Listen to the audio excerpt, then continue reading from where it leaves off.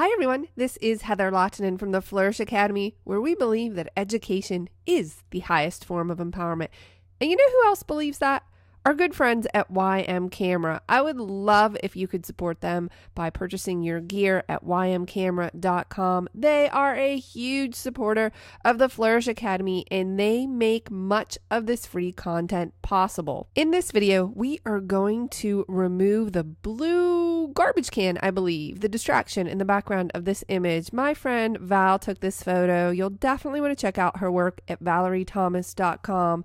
But as I was looking at this image, well, let me say, the first thing I did was apply Soozie's favorite preset. So here we have the before and after, but that blue garbage can behind her was very obvious to me, and I wanted to eliminate the distraction. So I'm going to begin by pressing K on my keyboard in order to access my adjustment brush.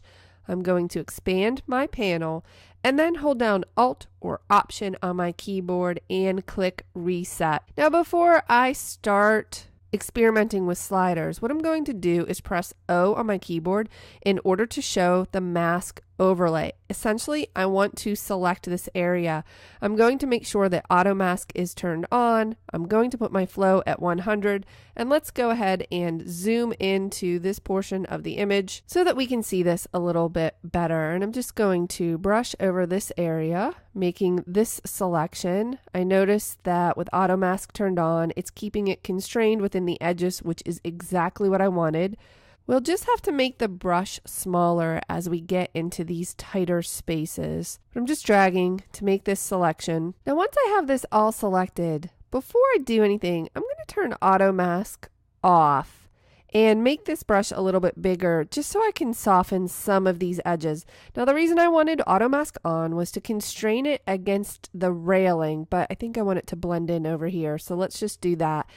Then we'll press O on our keyboard in order to remove the overlay. And now we need to experiment with the slider. So I think what I'm going to do is begin by desaturating that area. And that really got rid of a lot of the problem. Although, as you can see, we still have some remnants right against the railing. That's okay.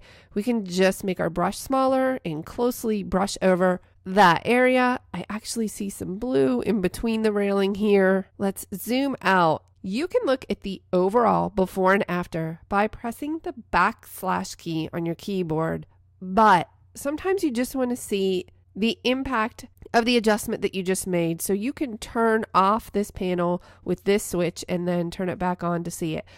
Okay, I like the way this looks. It neutralized it, it desaturated it, but I'm not a fan of the fact that it is completely gray because it doesn't fit in with its surroundings.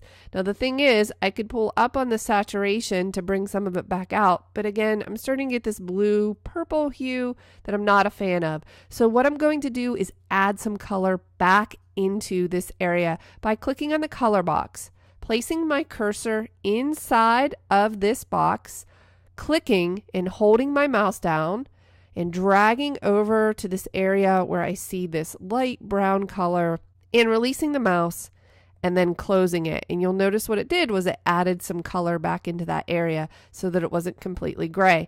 If you feel that it's not blended in enough, what you can do is just use your brush to brush over that area if you feel like that's going to look a little bit better so that green area is not so distracting. And then I would always recommend taking a look at the overall before and after to make sure you went in a good direction with this. I think that looks great. I'll see you in the next video.